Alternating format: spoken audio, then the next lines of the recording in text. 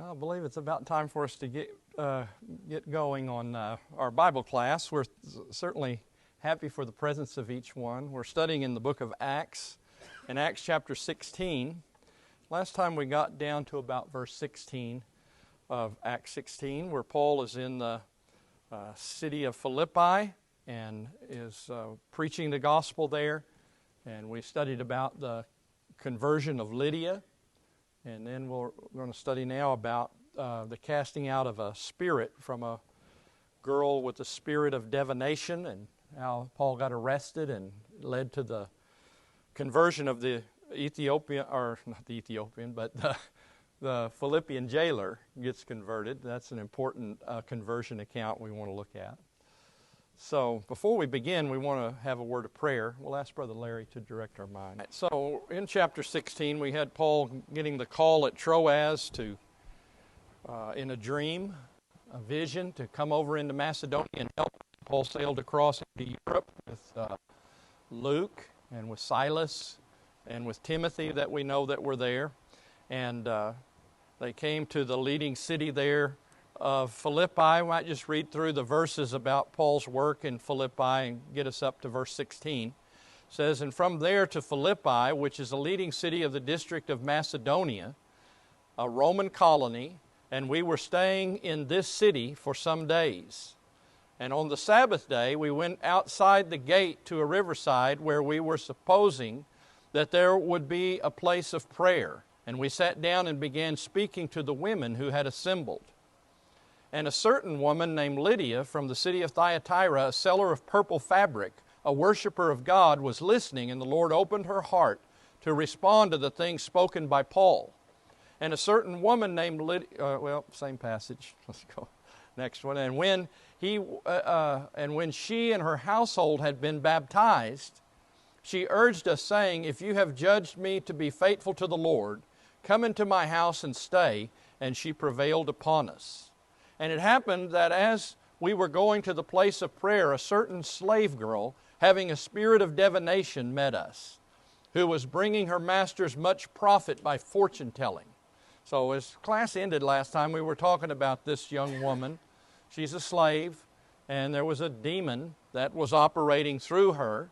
She had a spirit of divination, which is a term in Greek to talk about one that was controlled by a spirit in order to tell things about the future of people's lives and so on. It was the same kind of spirit it's described as being with the women that prophesied at Delphi. They had this kind of spirit in them.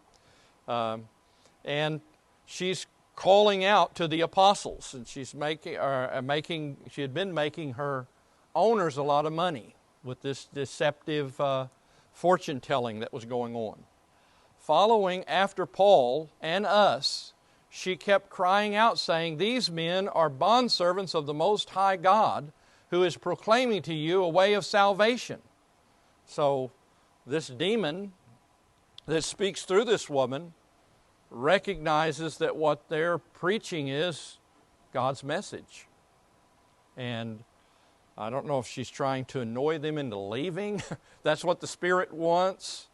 If it wants somehow to be associated with that message of the gospel, to discredit it in some way. But we know the Lord never wanted the endorsement of demons, right, with His message. And the apostles, we're going to see, they don't want it either. So this woman following them around saying these things is not the kind of endorsements they want. And she's advertising herself maybe and her master along with association with Paul and their work there. She's crying out. It's a loud outcry is the word there that the demon-possessed people often exhibited in the Gospels when we're reading about them crying out, gnashing themselves and things like that, same word. And they talk about God as the Most High God. That seems to be a term that the demons use about God. And here this one is doing the same. You ever thought, Bill? I don't know. There is her spirit is kind of bound by that demon, and there is a struggle to be set free, to be released. Right? At least that's the way I feel. Right. Right. Yeah, there's a lot of a lot of mystery about this demon possession and how the spirits interact in a person. But we know they're crying and there's sympathy, the human spirit, and then you read about the demon spirit too. It's yeah, glad the Lord cast them all out. We've lost the prophets, but we've lost the demon possession too. And she continued doing this for many days. So that she wasn't just following them around shouting this out one time. Can you imagine day after day as Paul is traveling with his companions from one place to another to have Bible classes and teach people, she's got this woman following him around, hollering in the streets. And she annoyed him. It says, but Paul was greatly annoyed and turned and said to the spirit, I command you in the name of Jesus Christ to come out of her. And it came out at that very moment.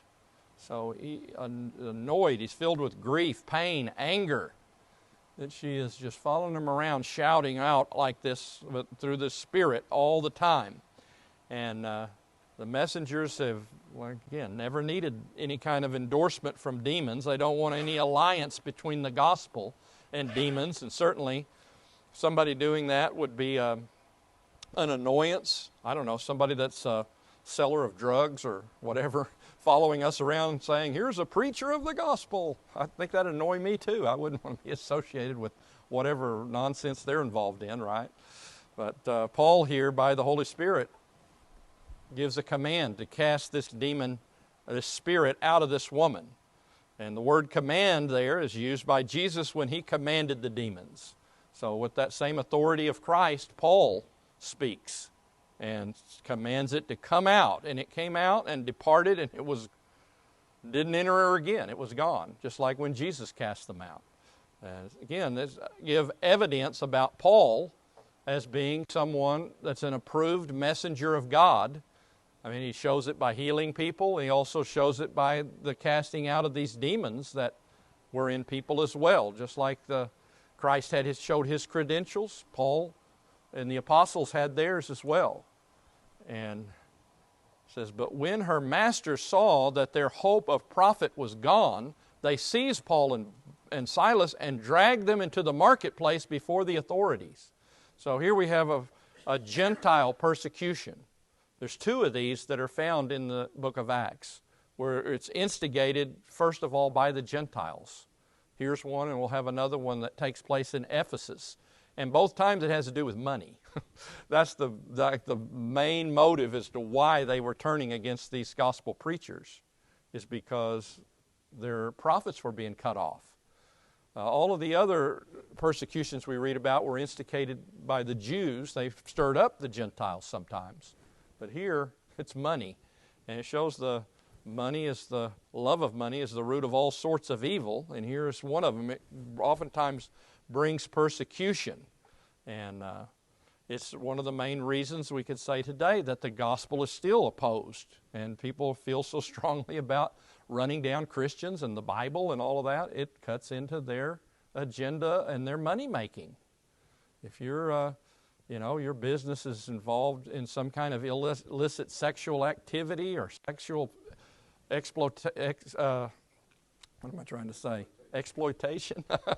of people, you don't like the gospel, because the gospel is against all of that, right? Getting involved in lustful thinking and being involved in that. So all of that industry is going to have a negative view of Christians, right, and the gospel. So it is a source of persecution to this day, and it's not something that should surprise us when it happens. When the more the gospel's influence grows, the more these people's profits go down, right, as people are converted and see the evil in a lot of the things that are marketed as sin. Because they are sinful and appeal to the flesh. So they have sort of a citizen's arrest here. It seems to be quite obvious that this woman wouldn't have been able to pull off of the scam of fortune-telling and everything if she weren't being controlled by a demon. She's just some ordinary girl, didn't have those particular skills. And once that demon's gone, then she's back to normal and she can't bring profit anymore. It's like we say, there's fortune-telling today where people have trained themselves and they've learned the techniques of being able to deceive. She was getting it directly from the demon to deceive people. and now it's gone. So it's all these apostles' fault. They cast this out. Our golden goose is gone. And so they drag him to the marketplace and take their revenge on him. They have a citizen's arrest. Luke and Timothy were not arrested for some reason. Maybe they weren't with Paul on this particular occasion. But they don't get caught up in it. It's only Paul and Silas that are together at this time and get dragged off. So they're taken to the marketplace, which is like, again, this is a Roman colony, a Roman city. And so it has the marketplace is like the Forum of Rome. It has the place where judgment was carried out. The judgment seat was set up in the Forum or the marketplace. And if you go to tour the city of Rome today and you go to the ancient Roman Forum, that is there, that section of the town they've dug up. Same thing in Philippi. And so they're taking them to the authorities, it says. And these authorities seem to be some lower authorities or judges than the magistrates that are the main people that run the town. And then they're going to be taken to the magistrates next, in the next verse we're going to read about. So they drag them off here to the court. And when they brought them to the chief magistrates, they said, "These men are throwing our city into confusion, being Jews, and are proclaiming customs which it is not lawful for us to accept or to observe, being Romans." So you see, there's the real motive, and then there's the things you use to try to get people persecuted. The real motive is they've cut off our money. That's the real motive. We know that. But then they start using politics. They use other things to try to get the apostles punished and get them out of town, take their revenge. And so I don't think they were near as proud of their Roman citizenship and customs and all of that as they're probably playing it up here. That's probably not, we know that wasn't the leading thing, but that's what they use. Sort of like the Jewish leaders when they crucified Christ. Were they real big on the Romans and Caesar and all that? But they used all of that to crucify Christ. And so the magistrates, the word strategos, it means a leader of an army. It's used for a general, but when you use it in civil government realm, it's used for the highest office holders in town. That's these chief magistrates or judges here in the colony. And they have the power to administer justice and in all of the biggest cases. So they take the Paul and Silas to the chief judges here and call them Jews. So that doesn't that use racism, to try to stir up the people. These men are Jews, so that's the reason they're such bad guys. So they try to use that to stir up the judges and the populace against them. And they are disturbing the peace. Well, who disturbed the peace? Paul was preaching the gospel, going about his business. They're the ones that had an act of violence and arrested him and drug him off, right? Nothing like that was happening before. All he had interfered with was their ability to make money through a demon. That's what really happened. And they're proclaiming unlawful customs or ethos. It's the word for religious rites or forms of worship. And in the Roman Empire, you had to have your religion certified or authorized by the state in order to run your religion, right? And they had a lot of Eastern religions and things that had been gone through the proper channels and got approved. Judaism was one of them. But they're saying this Christianity, this thing Paul is preaching, is some new religion. And that's going to be a theme through the book of Acts. And one of the things almost seems like Luke is showing us his court brief of Paul's trial, showing that really this is not a new religion. This is the fulfillment of Judaism, right? This is Judaism fulfilled. It's not like something totally brand new, right? This is what God promised in Judaism was going to happen. And we're going to see that gets accepted in several, when they stand before Gallio later, he says, this is just a matter between you Jews, right? He didn't consider it an illegal religion. That didn't happen till Nero needed a scapegoat when he burned Rome, and he blamed the Christians. Then it officially became illegal to be a Christian, right? Before that, it was just part of Judaism. It was part of the outgrowth of the Old Testament. So they're proclaiming a new religion that's unauthorized. And it's not lawful for us to be involved in any new religions and these customs that they're teaching because we are Romans. And we see that pride of Roman citizenship. They appeal to that to stir up the mob. And people do that today too, right? If they want to. All of these same kind of techniques that the devil used back then, he uses now to stir up a population against the church or the gospel, misrepresent what's going on. And again, they probably weren't super patriots or anything, but they are willing to use it. Anybody else have some thoughts on this? Dallas, you got any thought? Right. Now, we're going to see some terrible consequences come to Paul, but he gets treated shamefully, unjustly, never even gets a chance to defend himself, and yet he gets up and goes to Thessalonica, does the same thing again, gets run out of that town, and he goes to the next one. He doesn't let this stop him from doing his duty, and we know, right, yeah, he's, I think about when he raised Tabitha from the dead, Peter went and prayed to God first, and then it's almost like on some things they had to have permission ahead of time, and God's got his timetable. He can see what the final outcome is going to be, when the best time to cast that demon out of the girl is. It needed to get a certain amount of attention maybe before, so everybody in town knew about it before it happened. And we don't know what influence we're going to get to the jailer. The jailer thinks they're the ones that can tell him how to be saved. Well, that woman was saying, for days, these men are proclaiming a way of salvation, right? So, I don't know, it all plays together in God's plan here, that it works out the way it did. Yes, Bill? Yeah, it's like with Jesus, there are many other things that he did which are not written in this book. We're given the ones the Holy Spirit and decided that needed to be preserved for the church. This is such a prominent one here because of the events that follow.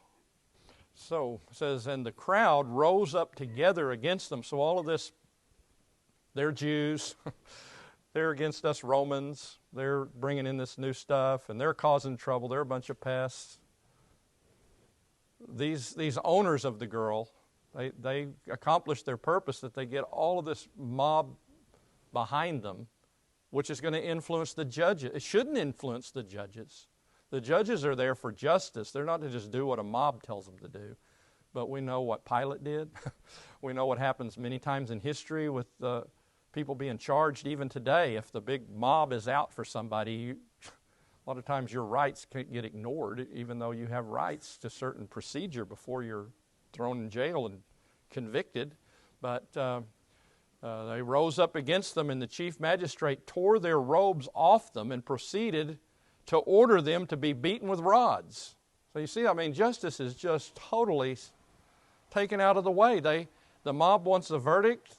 I guess the magistrates are intimidated by this whole thing, and they actually grab these robes that are the clothes that Paul and Silas have on and rip their clothes off in front of everybody. How would you like to be in that spot? And have them beaten right there on the spot.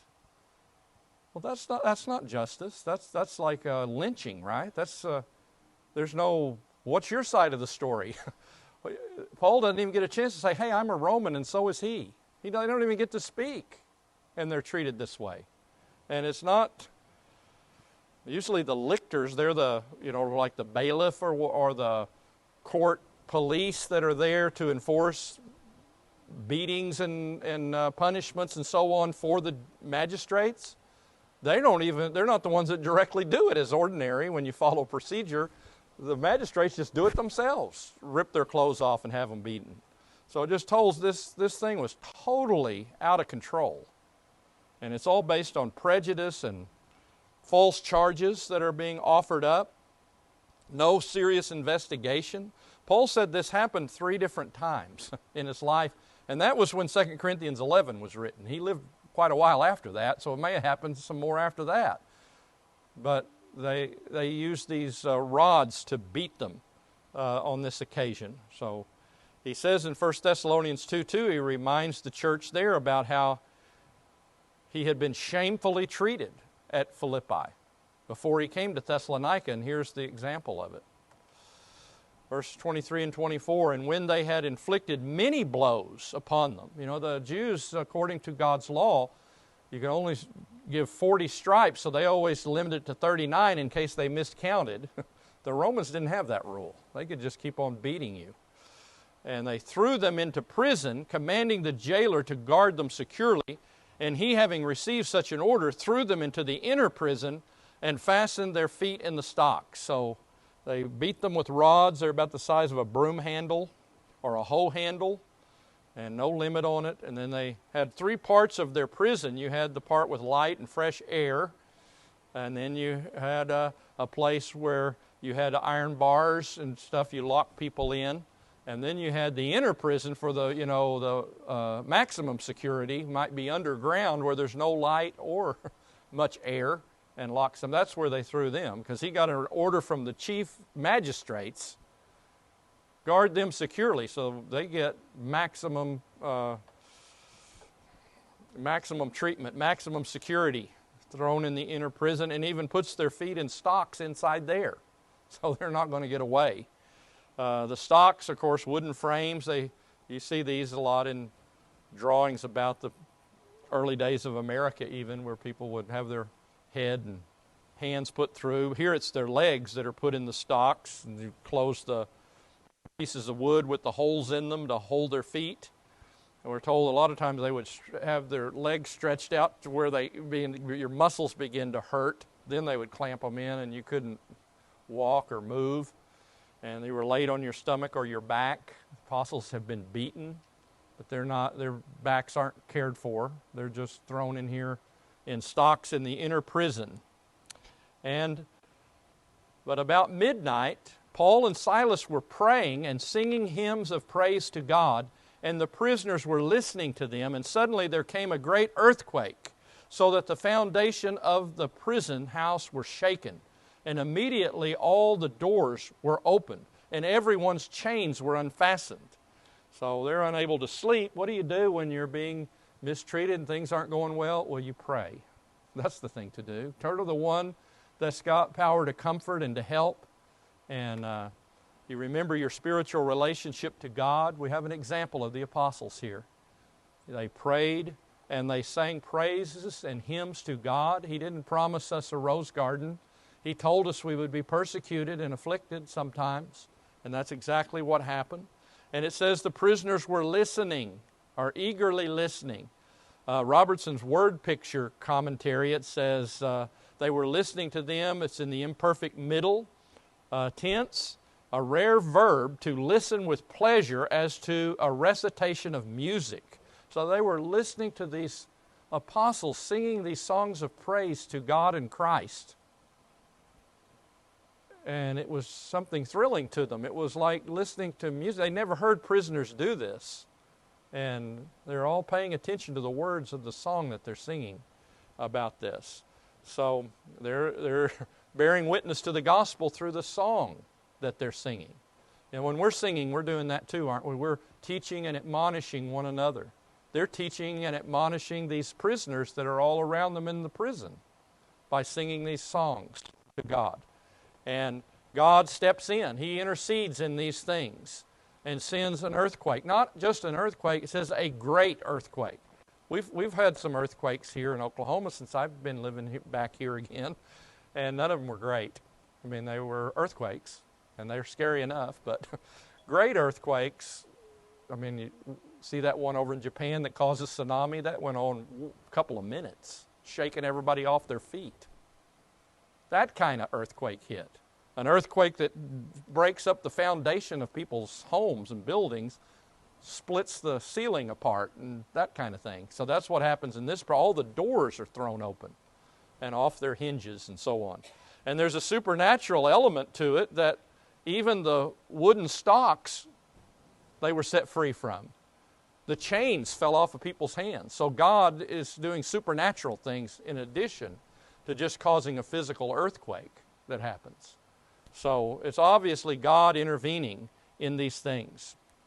Then, and when the jailer, who had been roused out of sleep and had seen the prison doors opened, he drew his sword and was about to kill himself, saying that the prisoners had escaped. So Paul and Silas were still in the prison. Maybe this man is outside in the moonlight or where you could see what he was doing. And he's just distraught when he sees all the doors open. Surely all the prisoners have fled. I'm responsible for all of these people. I'm going to be humiliated and suffer the penalty of death for letting them loose. He's just going to do the honorable thing in the Romans' eyes and kill himself. Yes. And you see people in the Roman society, this honor societies, and in Japan and other cultures like that the honorable things, take your own life when you've messed up and let things happen rather than have it reflect on your whole family. And that's what he's going to do. He's going to take his own life. But Paul sees what he's doing and is able to call out to him to stop him from doing this. They haven't fled away. They're all still there. But it kind of indicates maybe Paul and Silas had some influence over the other prisoners, that they didn't flee. They listened to what they had to say. People connected this earthquake and the singing and the men of the Most High God who have come here to preach this message, and they have respect for the apostles. But Paul cried out with a loud voice, saying, "Do yourself no harm, for we are all here." So he had drawn his sword. It's a word for we get spasm from. Okay, it was something he was just about to carry out, and we're all here. Don't harm yourself. In verse 29, and he called for lights and rushed in, and trembling with fear, he fell down before Paul and Silas. So you see they're out of their stocks. They're standing, so the stocks aren't there anymore. And the man's bowing down at their feet. So their restraints have been set free too, along with the other prisoners. He calls for lights or torches. They had rags soaked in flammable liquid to light things. And he has other servants there at the prison, soldiers probably, that are under his command. And they come in to inspect everything, and all the prisoners are there. And he recognizes the authority of Paul and Silas, and trembling with fear. Think about how much you would be thinking about your soul if just a few moments before you were going to end your life. And now you can save your life. You can save your soul. These men are messengers of God. He fell down before them. It shows that act of respect, reverence that he's showing. And he wants to be saved. And after he brought them out, he said, "Sirs, what must I do to be saved?" So the jailer brings them out of that inner prison where he locked them in, brings them out of that dungeon that they were in, and brings them out. And now he's talking about his eternal soul and talking about spiritual salvation. And it had been said, these men show you a way of salvation, is what that demon-possessed girl had been crying out for days. So he must have known something about the riot maybe, and how everything got out of hand and these guys got thrown in. That he's putting two and two together, that these men really are messengers from God. Well, this is a perfect spot, I guess, if we had to end the story. We can come back and get the answer. What must I do to be saved that Paul's going to give?